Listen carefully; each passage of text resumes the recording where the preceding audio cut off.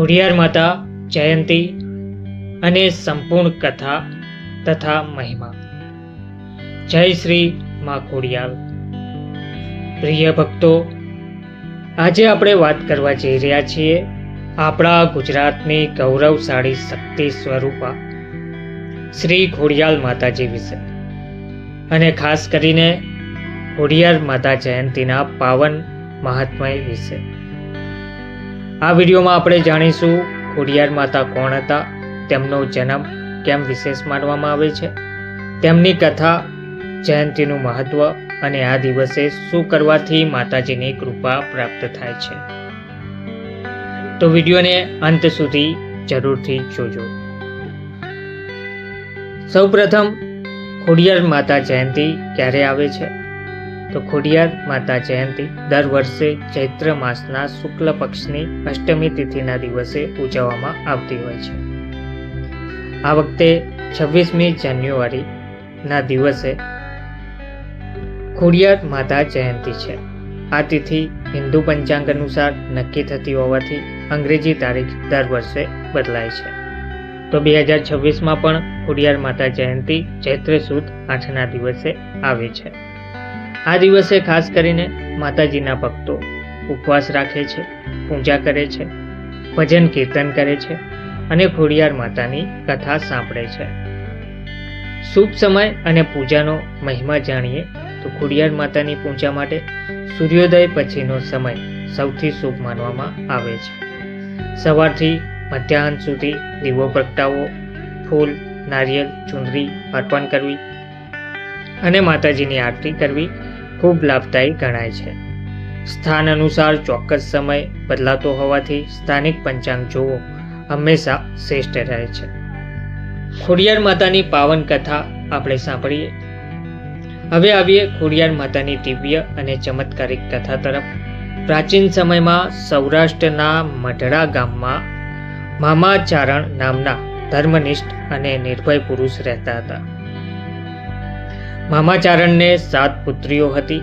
આ 7 પુત્રીઓ શક્તિના અવતાર માનવામાં આવે છે. એ 7 બહેનોમાં સૌથી નાની દીકરીનું નામ હતું મા ખોડિયાર. જન્મથી જ ખોડિયારમાં અલૌકિક શક્તિઓ ધરાવતા હતા. તેમનામાં અલૌકિક શક્તિઓ જોવા મળતી હતી. કહેવામાં આવે છે કે બાળપણથી જ તેમનો સ્વભાવ નિર્ભય, સત્યનિષ્ઠ અને અન્યાય સામે લડનારો હતો. ખોડિયાર માતા સિંહ પર સવાર થઈને દુષ્ટોનો નાશ કરતી અને સજ્જનોની રક્ષા કરતી. અધર્મ સામે માતાની શક્તિની વાત કરવામાં આવે તો એક વખત એક અહંકારી રાજાએ ચારણ સમાજનું અપમાન કર્યું. આ અપમાનથી ખોડિયાર માતા ક્રોધિત થયા. તેમણે પોતાની દિવ્ય શક્તિ દર્શાવી રાજાને સમજાવ્યો કે ધર્મ અને સત્ય સામે કોઈનો અહંકાર ચાલતો નથી. માતાની શક્તિ જોઈ રાજાએ ક્ષમા માંગી અને ચારણ સમાજનું સન્માન કર્યું. આ ઘટના પછી ખોડિયાર માતાનો મહિમા દૂર દૂર સુધી ફેલાયો. લોકો માનવા લાગ્યા કે ખોડિયારમાં અન્યાય સહન કરતી નથી અને સાચા ભક્તોને ક્યારેય છોડતી નથી. ખોડિયાર માતા માત્ર શક્તિનું સ્વરૂપ નથી, પરંતુ માતા સમાન કરુણામય પણ છે. જે ભક્ત સાચા મનથી માતાનું નામ સ્મરણ કરે છે, તેમના દુઃખ માતા જાતે હરી લે છે. આજે પણ ગુજરાતભરમાં ખોડિયાર માતાના ભવ્ય મંદિરો આવેલા છે અને લાખો ભક્તો માતામાં અઢળક શ્રદ્ધા રાખે છે. ખોડિયાર માતા જયંતીનું મહત્વ જાણીએ તો ખોડિયાર માતા જયંતીના દિવસે દુઃખ અને કષ્ટ દૂર થાય છે. ઘર પરિવારમાં શાંતિ આવે છે. નકારાત્મક શક્તિઓ દૂર થાય છે.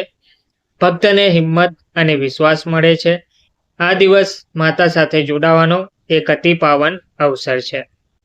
આ પાવન દિવસે આપણે શું કરવું જોઈએ?